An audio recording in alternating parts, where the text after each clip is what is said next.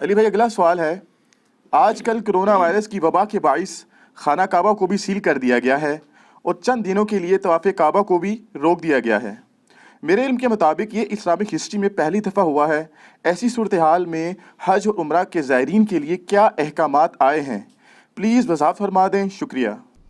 دیکھیں جی، یہ تھوڑی سی میں آپ کی ہسٹری کی اصلاح کر دوں، یہ پہلی دفعہ نہیں ہوا۔ اس سے پہلے بھی تاریخ میں کئی دفعہ خانہ کعبہ سیل ہوا ہے مسلمانوں کی آپس کی خانہ جنگی کی وجہ سے۔ یزید ابن معاویہ کے دور کے اندر جب عبداللہ ابن زبیر رضی اللہ تعالیٰ عنہ علیہ السلام نے حجاز میں خلافت قائم کر لی تھی، تو مکہ مدینہ اور حجاز کے ایریے پہ ان کی خلافت تھی اور شام اور عراق کے اوپر بنو امیہ کی، اور یزید تھا اس وقت خلیفہ۔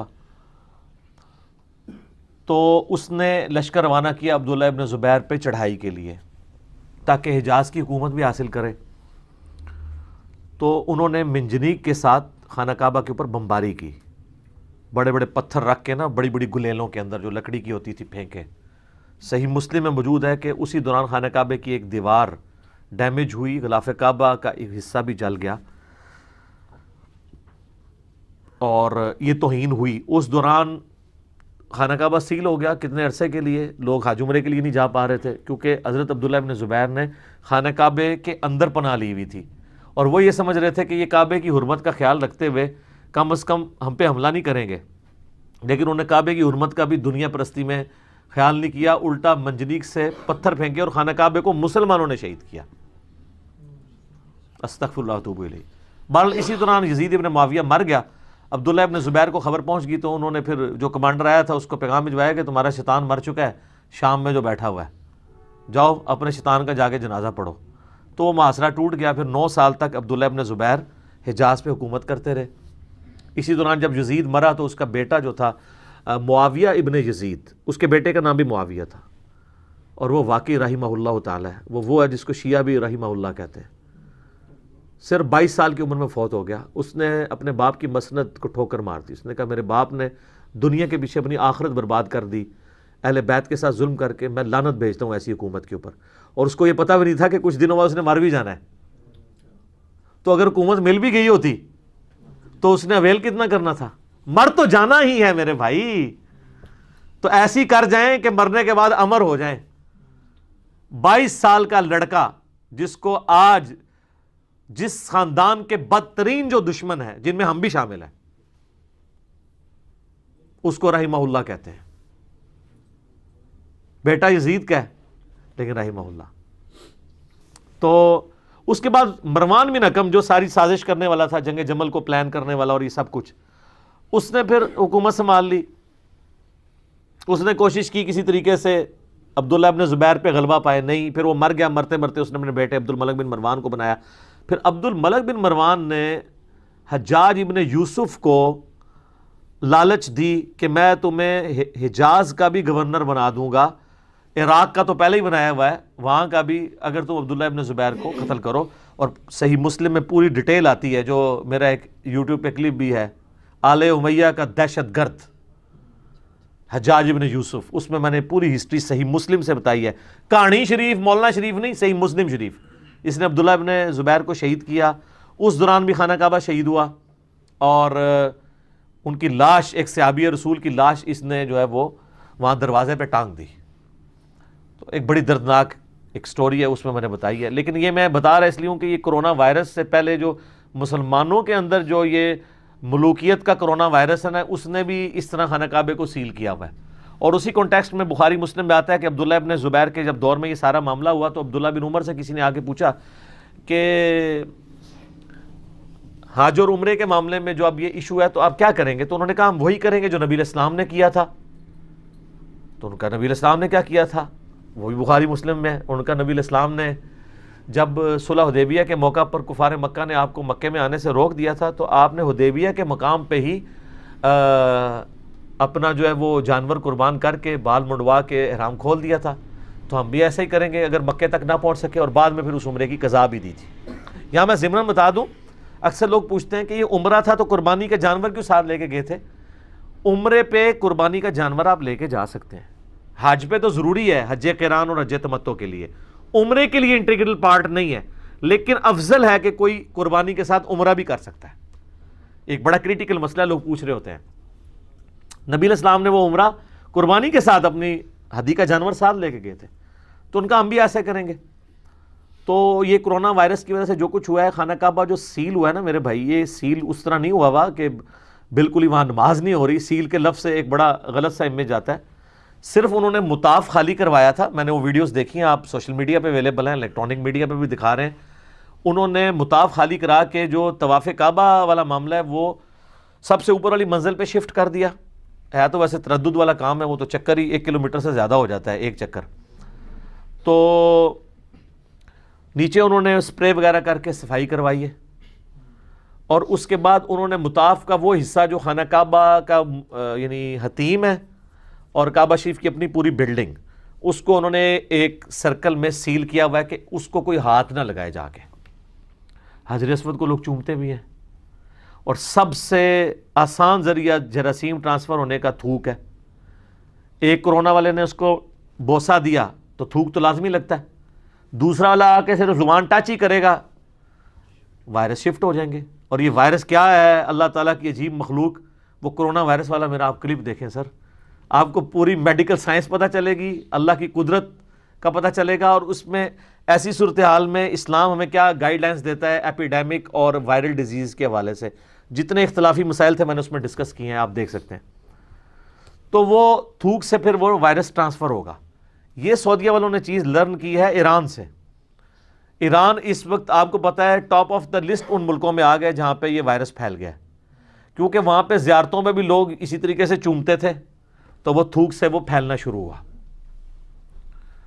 اللہ نہ کرے یہ پاکستان میں کوئی کرونا وائرس والا آ کے یہ مزاروں کے پتھروں کو چاٹنا شروع کر دے نا، تو آپ دیکھیں گے یہاں پہ بھی وائرس کیسے پھیلتا ہے۔ تو یہ دربار بھی سیل کرنے چاہیے پاکستان میں، ٹھیک ہے نا جی۔ چلیں وہ اس وجہ سے سیل نہ کریں جو مسلم شریف کی حدیث ہے کہ نبی علیہ السلام فرمایا میں تمہیں منع کرتا ہوں قبروں پہ عمارتیں مت بناؤ، قبروں پہ مت بیٹھو، یعنی مجاور بن کے بھی بیٹھنا، ڈائریکٹ بیٹھنا بھی، اور قبروں کو پکا نہ کرو۔ وہ حدیث اگر مسلم شریف کی نہیں ماننی تو کرونا شریف کا ہی خیال کر لیں۔ تو یہ چانس ہے، یہ انہوں نے لرن کیا، اور حکومت نے ابھی بڑا اسٹرکٹ آپ کو پتہ ڈیسیژن لیا، اور ہماری حکومت کبھی کبھی کوئی بہت اچھا کام کر دیتی ہے۔ ان میں سے ایک یہ ہے کہ انہوں نے ایران کے بارڈر کو وہاں پہ پہلے زائرین کو رکھتے ہیں، اور پورا چیک اپ کرنے کے بعد کچھ دن رکھنے کے بعد ابھی بھی 2000 سے زیادہ زائرین ہیں جن کا انہوں نے انتظام کیا ہوا ہے۔ سر پاکستان میں ریکویسٹ کروں گا، یہ کون سا ایسا فرض ہے جس کو آپ پورا کرنے کے لیے جا رہے ہیں؟ آپ ہسٹوریکل پلیسز کو دیکھنا چاہتے ہیں، وہ آپ کی مرضی ہے، ہم منع نہیں کرتے، لیکن جب اس طرح کا وائرس پھیلا ہوا ہے تو میں نے بخاری مسلم کی احادیث کی روشنی میں کرونا وائرس والے کلپ میں بتایا تھا کہ نبی علیہ السلام نے طاعون کے مرض کے بارے میں، وبائی امراض کے بارے میں فرمایا کہ جہاں پہ پھیلی ہو وہاں آپ نے نہیں جانا۔ تو آپ وہاں کیوں جا رہے ہیں، اور پھر وہاں سے بیماری یہاں لے کے آ رہے ہیں؟ اور ان کے لیے حکم ہے کہ جو وہاں پہ ہیں وہ یہاں پہ نہیں آئیں گے جہاں پہ بیماری نہیں ہے۔ یہ WHO نے جو ڈیسیژن کیا ہے، یہ تو بخاری مسلم میں نبی علیہ السلام 1400 سال پہلے آپ کو بتا چکے ہیں، اور مسلمانوں کا اس پہ عمل ہے الحمدللہ۔ ہمیں چائنا سے کئی بھائیوں نے رابطہ کیا ہے، اور وہ کہہ رہے ہیں کہ جی ہم شہید ہو جائیں گے، یہاں سے نہیں نکلیں گے، اللہ کی مرضی، ٹھیک ہے جی۔ تو یہ اللہ پہ یقین کا اسی وقت پتہ چلتا ہے کہ جب مشکل وقت آئے۔ ایئر کنڈیشن گاڑی میں سفر کر کے، ایک ایئر کنڈیشن مسجد میں جا کے، صاف ستھرا کھانا کھا کے، نبی علیہ السلام کی وہ احادیث بیان کرنا کہ آپ چٹائی پہ بیٹھتے تھے تو نشان پڑ جاتا تھا، یہ بہت آسان ہے۔ جب آپ چٹائی پہ شفٹ ہوں گے پھر پتہ چلے گا کہ یہ بیان بھی ہو سکتا ہے کہ نہیں۔ تو یہ مشکل وقت آتا ہے۔ تو انہوں نے سیل اس طرح نہیں کیا ہوا کہ جناب وہ خانہ کعبہ ہی سیل ہو گیا، تو انہوں نے حصہ وہ کیا ہے، اور مطاف انہوں نے نماز کے لیے کھول دیا، لوکل لوگوں کے لیے، آؤٹ سائڈر کے لیے فی الحال عمرہ بھی انہوں نے کینسل کر دیا ہے۔ اور آپ پتہ ہے پاکستان میں بھی کئی بیچارے آج ہی بیٹھے ہوئے تھے ایئرپورٹ کے اوپر، اور ان کو انہوں نے پھر پیسے واپس کر کے بھیجا ہے۔ اب جنہوں نے احرام باندھ کے نیت کر لی ہوئی تھی ان کو تو پھر ظاہر دم دینا پڑے گا، اور جنہوں نے صرف احرام باندھے تھے ابھی نیت نہیں کی تھی، زیادہ تر لوگ ایسے ہی ہوتے ہیں، وہ راستے میں یہ لم جو جگہ آتی ہے نا میقات، وہاں پہ پہنچ کے وہ جہاز میں اناؤنسمنٹ ہوتی ہے، وہاں لوگ نیت کرتے ہیں۔ خالی احرام پہننے سے کوئی محرم نہیں ہو جاتا جب تک نیت نہ کر لے، تو اس کو ان کو دم پھر ضرورت نہیں ہے جنہوں نے بھی نیت نہیں کی۔ میرا اپنا چھوٹا بھائی ہے، اس نے 3-4 دن پہلے مجھے فون کر کے پوچھا، کہتا ہے جی اس نے تو بکنگ کرائی ہوئی تھی 29 مارچ کی، انگلینڈ سے اس نے عمرہ کرنا تھا اور پھر پاکستان آنا تھا، اس کا بھی کینسل کر دیا. انگلینڈ والوں کو بھی نہیں آنے دے رہی، یہ نہیں ہے کہ صرف پاکستان کو نہیں. تو اب چونکہ اس کی فلائٹ جانی وہاں سے ہے، جدے سے ہو کے پاکستان کنیکٹڈ فلائٹ ہے، تو وہ مجھے کہہ رہا تھا کہ جی جدے میں اگر میں اتروں تو احرام تو میں نے نہیں پہنا ہوگا، احرام تو ویسے ہی اتروا لیں گے، وہ نہیں جانے دیتے آؤٹ سائڈر کو، تو میں سادہ کپڑوں میں صرف طواف اور خانہ کعبے کی زیارت کے لیے جا سکتا ہوں. میں نے کہا پھر تو جا سکتے ہیں آپ، کوئی مسئلہ نہیں ہے اگر انہوں نے جانے دیا تو، ورنہ وہ نہیں نکلنے دیں گے وہاں سے. تو چونکہ وہ اس نے مسئلہ اس لیے پوچھا کہ فقہ حنفی کا یہ مسئلہ ہے کہ آپ میقات کو بغیر احرام کی حالت کے کراس نہیں کر سکتے، ادروائز آپ کو دم دینا پڑ جائے گا. تو جو حنفی ہیں نا وہ کنیکٹڈ فلائٹ میں جو آتے ہیں نا، میقات ان کا کراس ہوتا ہے، ان پہ پڑھنے دم. جبکہ احادیث یہ کہتی ہیں، بخاری مسلم دونوں میں حدیث ہے کہ نبی علیہ السلام فتح مکہ کے موقع پر کعبے میں اس حال میں داخل ہوئے کہ آپ کے سر پہ لوہے کا خود تھا، لڑائی کی وجہ سے وہ جو پہنا ہوتا ہے. اور مسلم میں الفاظ ہیں کہ آپ نے کالی پگڑی پہنی ہوئی تھی، پھر وہ خول بال میں اتار کے آپ نے پگڑی پہن لی ہوگی. اس پہ امام بخاری نے باب باندھا ہے کہ اگر کسی شخص کی عمرے اور حج کی نیت نہ ہو تو وہ بغیر احرام کے بھی مکے میں داخل ہو سکتا ہے. بیسیکلی انہوں نے حنفیوں کا رد کیا ہے. حنفی یہ کہتے ہیں کہ جو بندہ مکے آئے گا اس پہ عمرہ کرنا فرض ہے، حالانکہ عمرہ خود ہی نفلی عبادت ہے. جبکہ امام بخاری نے کہا کہ نبی علیہ السلام جب فتح مکہ کے موقع پہ آئے ہیں تو آپ نے تو عمرہ نہیں کیا، آپ نے تو احرام بھی نہیں پہنا ہوا تھا، الٹا سر پہ خود پہنا تھا. اس چیز کا ثبوت ہے کیونکہ محرم تو سر پہ کوئی چیز نہیں لے سکتا، ننگے سر ہوتا ہے. تو امام بخاری نے بتایا، کیا بتایا؟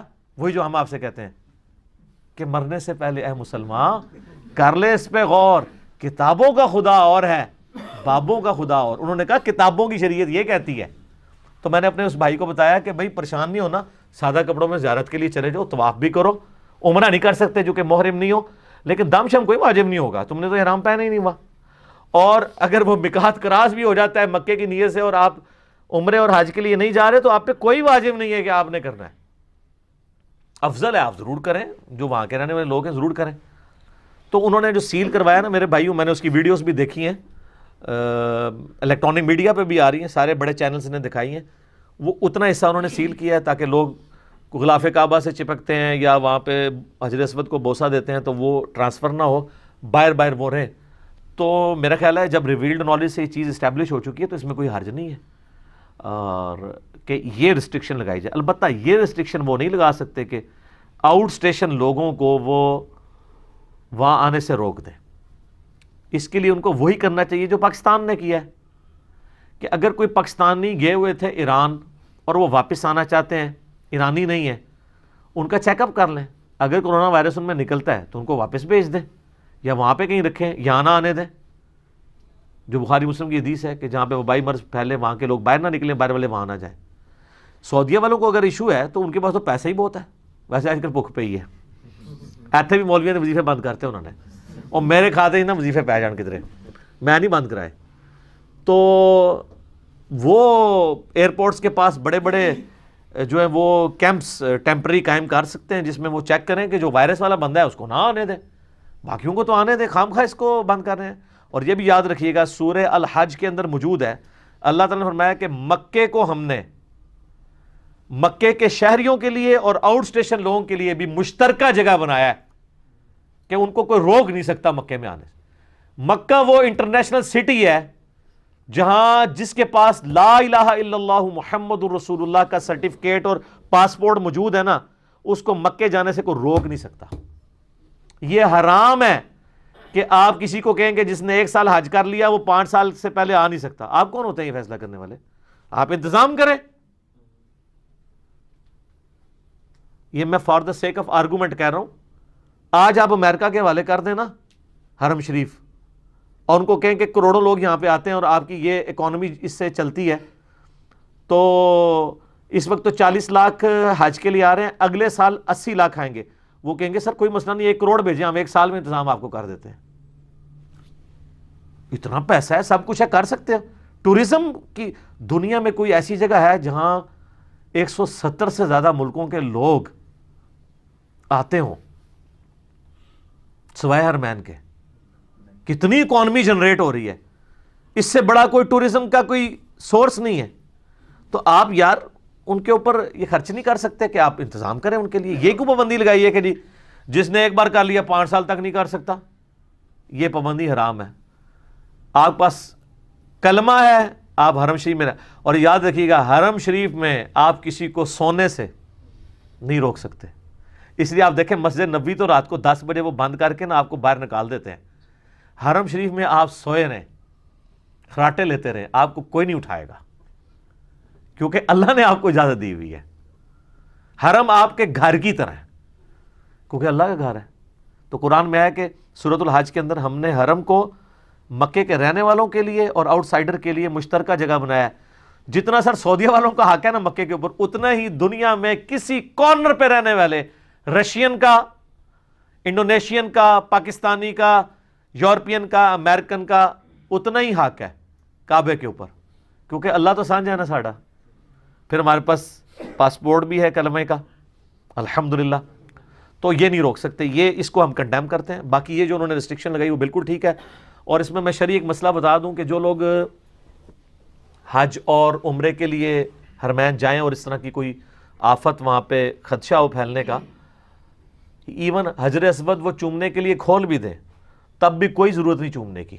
نبی علیہ السلام نے آپ کے لیے سنت اسٹیبلش کی ہے. بخاری مسلم دونوں میں حدیث ہے کہ نبی علیہ السلام نے, حالانکہ آپ علیہ السلام کو حجر اسود تک پہنچنا کوئی مسئلہ تھا؟ آج آپ کے بادشاہوں کے لیے سب کچھ خالی ہو جاتا ہے, تو نبی علیہ السلام کو تو دور سے دیکھ کے لوگوں نے خالی کر دینا تھا. لیکن نبی علیہ السلام نے جب طواف کیا تو آپ نے صرف ایک دفعہ بوسہ دیا, اس کے بعد آپ نے بوسہ نہیں پھر دیا. بخاری مسلم میں آتا ہے آپ دور سے نا اپنی لاٹھی سے یوں اشارہ کرتے تھے اور لاٹھی کو چوم لیتے تھے, کر کے نا اس کے ساتھ ٹچ کر کے حجر اسود سے لاٹھی کو چوم لیا, ڈائریکٹ نہیں چوما. اور بخاری مسلم میں یہ بھی ملتا ہے کہ آپ نے دور سے یوں اشارہ کیا. جب ٹچ کریں گے تو پھر آپ لاٹھی چوم سکتے ہیں, اور خالی یوں اشارہ دور سے کریں گے نا ہوا میں, پھر چومنا نہیں ہوگا, یہ استلام آپ کا ہو جائے گا. اور یہاں پہ 99% لوگ دور سے ہی طواف کعبہ کا استلام کر رہے ہوتے ہیں. ہر چکر میں آپ کو چومنا پڑ جائے حجر اسود تو سر صبح شروع ہو گئے تو شام کو طواف مکے گا تھوڑا, وہ بھی نہ مکے. عورتیں تو ویسے ہی نہیں کر سکتی. استلام تینوں طریقے سے سنت ہے. ڈائریکٹ کس کرنا یہ بھی سنت, لاٹھی ٹچ کر کے یا کوئی ڈنڈا ٹچ کر کے چومنا یہ بھی سنت, اور اگر آپ ڈائریکٹ نہ ٹچ کر سکیں تو دور سے یوں کر کے بسم اللہ اللہ اکبر, بس یہ بھی آپ کا استلام پورا ہو گیا. تو یہ بھی سنت ہے. یہ سنت اسٹیبلش کی نبی علیہ السلام نے امت کی ثانی کے لیے. لیکن میں یہاں پہ یہ بھی بات بتا دوں, امت صاحب, بخاری مسلم میں حدیث ہے, سیدنا عمر کہتے ہیں اے حجر اسود تو ایک پتھر ہی ہے, نہ کسی کو نفع دے سکتا ہے نہ نقصان. اگر میں اپنے نبی علیہ السلام کو نہ دیکھتا کہ تجھے چوم رہے ہیں تو میں تجھے چومتا بھی نہ. ان کا مزاج یہ کہتا تھا یہ چوما چٹی سے کام کوئی اور بگڑ نہ جائے, لیکن مجبور تھے کہ اللہ کے نبی کا حکم ہے, اس کو توڑ نہیں سکتا. لیکن ساتھ انہوں نے اپنا ایک سمجھ لیں اختلافی نوٹ تو میں نہیں کہتا, لیکن انہوں نے ایک ایکسپلین کرنے کے لیے نوٹ لکھ دیا کہ کوئی حجر اسود سے کوئی عقیدہ نواں وابستہ کر لے, ایسا نہ ہو پھر بت پرستی پتھر پرستی شروع ہو جائے. اس میں ایک اور کہانی بھی ہے کہ جی مولا علی پاس سے گزر رہے تھے, انہوں نے کہا امیر المومنین حجر اسود نفع بھی دیتا ہے اور نقصان بھی دیتا ہے, کیونکہ یہ لوگوں کے ایمان کی گواہی دے گا. تو حضرت عمر نے کہا کہ اگر علی نہ ہوتا تو عمر ہلاک ہو جاتا, یعنی آپ نے میری اصلاح کی. یہ جو جملہ ہے یہ بات تو ٹھیک ہے باقی جگہوں پہ, لیکن یہ جو کہانی ہے نا یہ کہانی مستدرک للحاکم میں ہے, اور امام حاکم نے یہ جس راوی سے لی ہے وہ ابو ہارون راوی ہے, اور وہ کذاب راوی ہے. یہ جھوٹی روایت ہے یہ بعد والی, کیونکہ لاجیکل ہے. قرآن تو کہہ رہا ہے لا تزر وازرۃ وزر اخری, کوئی جان اٹھانے والی دوسرے کا بوجھ نہیں اٹھا سکتی. حجر اسود کس طریقے سے کسی کا بوجھ اٹھا سکتا ہے کہ اسے نفع دے دے؟ یہ اس کا نفع نہیں ہے گواہی دینا, جیسا کہ ترمذی میں آتا ہے کہ قیامت الدین اللہ تعالیٰ حجر اسود کو آنکھیں بھی دے گا, وہ ان لوگوں کے ایمان کی گواہی دے گا جس نے اس کو کس کیا ہوگا, اور وہ بھی جب اللہ اس کو بتائے گا, ورنہ حجر اسود کو تو نہیں پتا کون ایمان والا ہے. اور یہ بھی ترمذی میں حدیث ہے کہ یہ جنت سے اتارا ہوا پتھر ہے, یہ سفید تھا اور بعد میں لوگوں کے گناہوں کی نحوست کی وجہ سے سیاہ پڑ گیا. یہ جو نفع ہے نا اس لیے حجر اسود کے ساتھ خاص ہی نہیں ہے. قرآن میں تو آتا ہے سورہ حامیم و سجدہ میں ہمارے ہاتھ پاؤں سارے اعضاء ہمارے اعمال کی گواہی دیں گے, اچھے اور برے. تو اپنے ہاتھ پاؤں چومنا شروع کر دیں, یعنی جن ہاتھوں سے آپ نے جو ہے وہ قرآن شریف ہاتھ میں پکڑا، اس کے بعد ہاتھ چومنا شروع کر دیں کہ فیض مل جائے مجھے، یہ وہ ہاتھ ہیں جنہوں نے قرآن چومے، اس طرح سے نہیں ہوگا۔ وہ تو آپ جس جگہ پہ نماز پڑھتے ہیں نا، وہ جگہ بھی آپ کی نماز پڑھنے کی گواہی دے گی۔ تو اس میں حجر اسود کوئی خاص نہیں ہے، یہ اس کا نفع نہیں ہوگا، اس کا نفع تب ہے کہ وہاں پہ پڑھنے سے کوئی جنتی ہو جائے۔ جیسے کہ دنیا میں ایک جنت کا ٹکڑا ہے، ایک ٹکڑا جنت کا ہے، کون سا؟ ریاض الجنہ جو مدینہ شریف میں ہے، بخاری مسلم دونوں میں حدیث ہے، میرے ممبر سے میرے گھر تک جنت کے ٹکڑوں میں سے ایک ٹکڑا ہے۔ ایک پاکستان میں بھی ہے، ہاں، او بابوں کا۔ پھر میں عرض کیوں نہ کروں کہ مرنے سے پہلے ہے مسلمان، کر لے اس پہ غور۔ کتابوں کا خدا اور ہے، بابوں کا خدا اور۔ کتابوں کا ریاض الجنہ اور ہے، بابوں کا ریاض الجنہ اور۔ ہر شے لا سکتے ہو تسی، فٹ کرتے جاؤ، یہ فارمولہ ہے، فنکشن اپلائی کرتے جاؤ۔ تو وہ یہ ہے جس کی کوئی سند نہیں ہے، اس کی سند بخاری مسلم میں ہے، اور امام بخاری نے اس پہ باب باندھا ہے، قبر رسول سے ممبر رسول جنت کا ٹکڑا ہے۔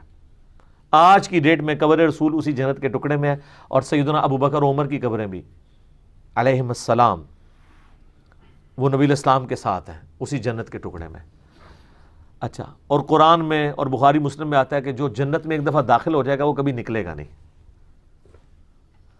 تو اس آیت اور حدیث کے تحت جو بندہ ریاض الجنہ میں ایک دفعہ 2 نفل پڑھ لے تو پکا جنتی ہو گیا۔ تو آپ کی عقل مانتی ہے کہ ایسا ہو جائے گا؟ اپنے مال کے مطابق اٹھایا جائے گا، ایسے تو نہیں ہو سکتا۔ دنیا بقدر ایفرٹ ہے اور آخرت میں اعمال کا حساب دینا ہے۔ اعلیٰ حضرت نے جذبات میں ایک نعتیہ شعر لکھا ہے، جنت میں آ کے نار میں جاتا نہیں کوئی۔ وہ کہتے ہیں کہ یہ تو اللہ کا وعدہ ہے، جو جنت میں ایک دفعہ آ گیا نا دوبارہ دوزخ میں نہیں جائے گا۔ تو وہ ریاض الجنہ میں بیٹھے انہوں نے یہ شعر لکھا کہ یا اللہ میں جنت میں آ گیا ہوں تو میں امید کرتا ہوں اب مجھے دوزخ میں نہیں تو بھیجے گا۔ یہ ایک جذباتی جملہ، ایک شعر، ایک محبت کا انداز تو ہو سکتا ہے، لیکن ریالٹی نہیں ایسے، ریالٹی بڑی تلخ ہے۔ ریالٹی یہ ہے کہ بخاری مسلم دونوں میں حدیث ہے، میری بیٹی فاطمہ، میرے مال میں سے جو تو نے مجھ سے لینا ہے لے لے، اگر اللہ نے تجھے پکڑ لیا تو میں قیامت دن تیرے کچھ کام نہیں آؤں گا۔ حالانکہ فاطمہ بخاری مسلم میں آتا ہے جنتی عورتوں کی سردار ہے، لیکن امت کو سمجھایا جا رہا ہے اس پہ تکیہ نہ کر کے بیٹھ جانا اس بات کے اوپر۔ اگر میں اپنی بیٹی کو کہہ رہا ہوں تو تم لوگ یہ نہ کہنا کہ جی جو بھی ہیں تیرے محبوب کی امت سے ہیں۔ اور سر یہاں تو لوگ اس سے بڑھ کے بات کر رہے ہیں، لوگ کہہ رہے ہیں آپ ہمارے مرید ہو جاؤ، ہم اس وقت تک جنت میں نہیں جائیں گے جب تک تمہیں نہ ساتھ لے جائیں۔ اور ہمارے بولے والی عوام کہہ رہی ہوتی ہے سبحان اللہ۔ اس سے بڑا تکبر کا جملہ کوئی بول سکتا ہے؟ کیا سیدنا ابوبکر، عمر، عثمان و علی نے کبھی یہ جملہ بولا کہ جو میرے ساتھ اٹیچ ہو جائے میں جنت میں نہیں جاؤں گا جب تک کہ میں اللہ تعالیٰ سے جھگڑا کر کے اسے نہ لے جاؤں؟ سر نعوذ باللہ، اتنا تکبر کا جملہ کوئی اللہ کا ولی بول سکتا ہے؟ جھوٹ باندھا ہوا انہوں نے بزرگوں کے اوپر، اور بالفرض اگر کسی بزرگ نے بھی کہا ہے تو وہ خود اللہ کو جواب دے گا۔ یہ نہ کتے اور ہی لے جائے تو نال جتنے آپ جانا سے، اتنی تکبر کے اوپر مبنی جملے۔ تو یہ وائرس کا جو فتنہ آیا ہے، اللہ کی طرف رجوع لائیں، دعائیں مانگیں، اذکار کریں، اور مسلمان کا تو یقین ہے موت کا ایک وقت مقرر ہے، وہ تو آنا ہے۔ تو باقی اللہ کی جو مرضی۔ تو اس معاملے میں جو یہ سعودی حکومت نے جو اس طرح کا ایکشن لیا ہے، اس کے اوپر ہمیں ان پہ کوئی کرٹیسزم نہیں ہے اس معاملے میں کہ وہ اتنے حصے کو انہوں نے سیل کیا ہے تاکہ وہ پھیلے نہ۔ باقی طواف کعبہ انہوں نے روکا نہیں ہے، تیسری منزل پہ تھا، اب نیچے بھی شروع ہو گیا ہے، وہ صفائی کی وجہ سے انہوں نے لادہ کروایا تھا، اور یہ ایک جینون کیس ہے، اس میں کوئی مسئلہ نہیں ہے، اور زیادہ پینک پھیلانے کی ضرورت نہیں ہے، زیادہ ٹینشن لینے کی ضرورت نہیں ہے۔ اچھا مجھے بتائیں، اللہ قرآن میں بار بار کہتا ہے کہ ہر جان نے موت کا مزہ چکھنا ہے، لیکن آپ ڈرتے نہیں ہیں۔ کرونا وائرس کو لوگ کتنا ڈر گئے ہیں،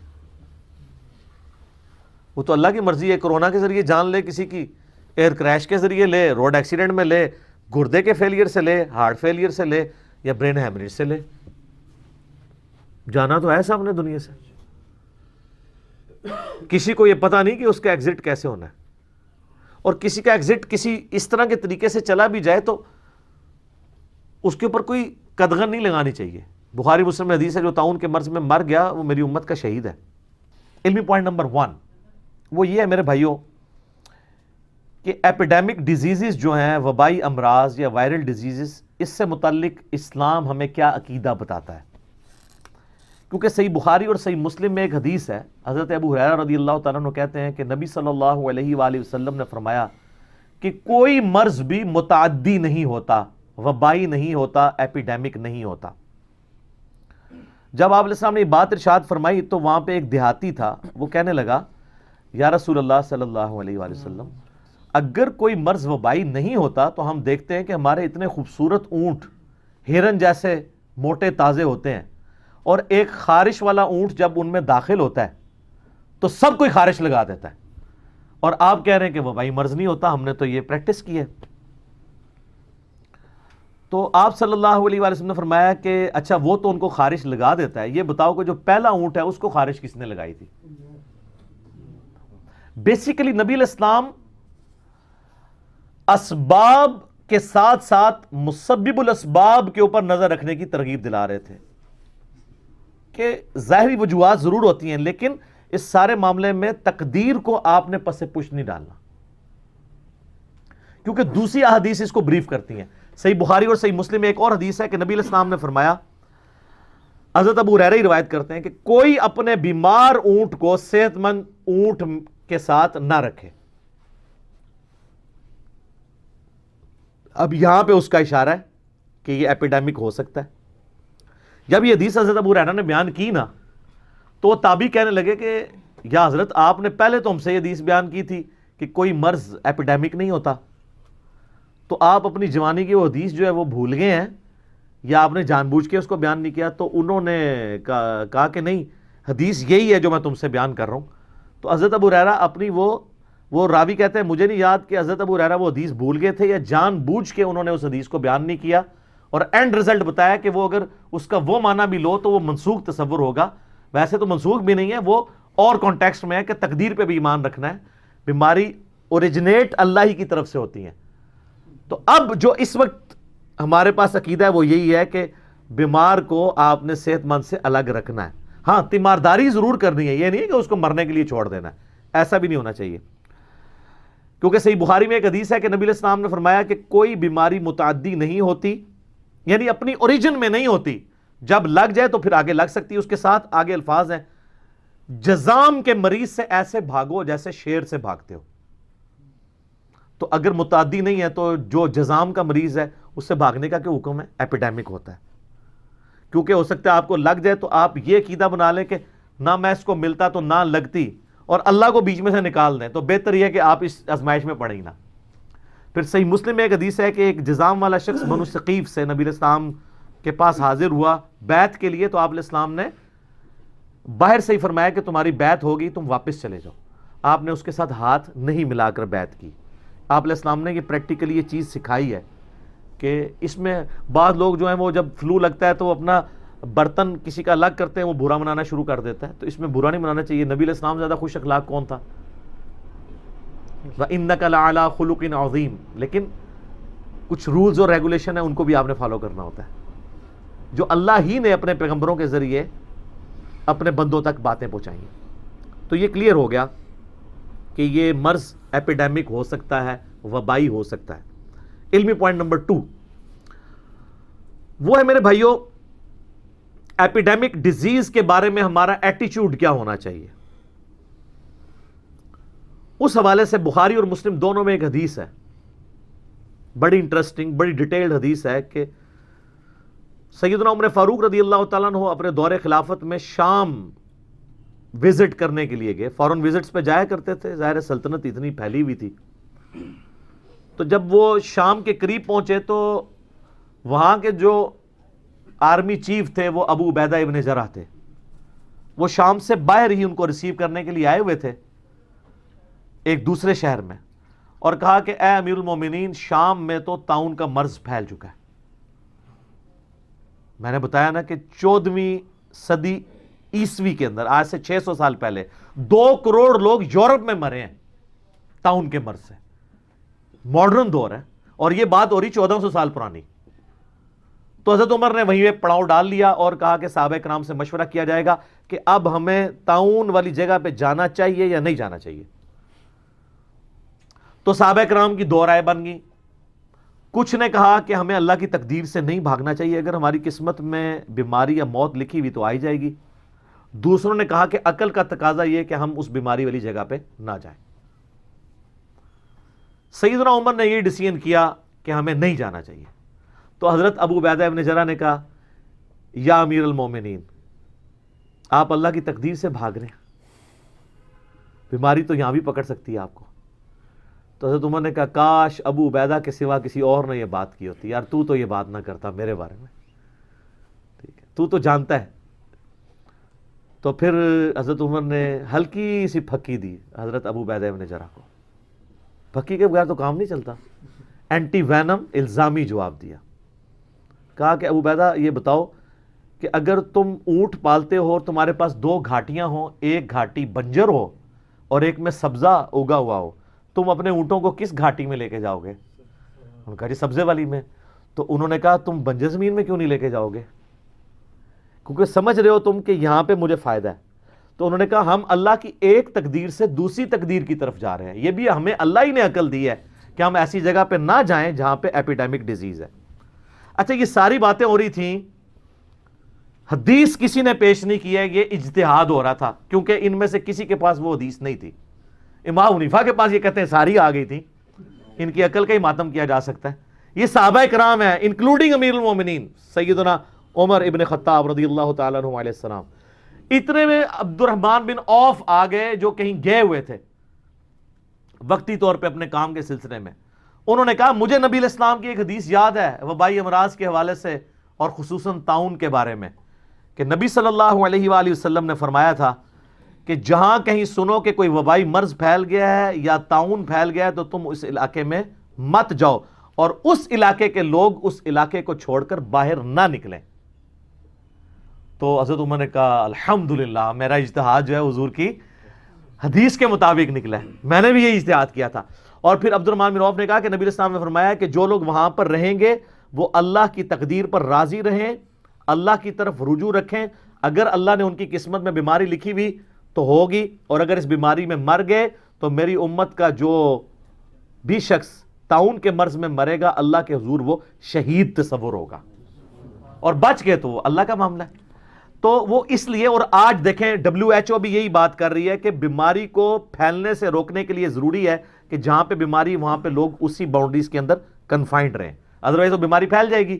پھر اس کی حکمت یہ ہے کہ جب پھیلے گی تو اتنے لوگوں کا علاج کون کرے گا؟ ابھی تھوڑے لوگوں کا تو علاج ہو جائے گا, جب زیادہ پیمانے پہ پھیلے گی تو آپ کہاں سے اتنے ڈاکٹر اور لے کے آئیں گے ہاسپٹلز, اور ادھر سے لوگ ادھر نہ جائیں, اس لیے کہ یہ لوگ بھی جائیں گے تو ان کو بھی ایپیڈیمک ڈیزیز لگنے کا ہے, پھر ان کی دیکھ بھال کون کرے گا؟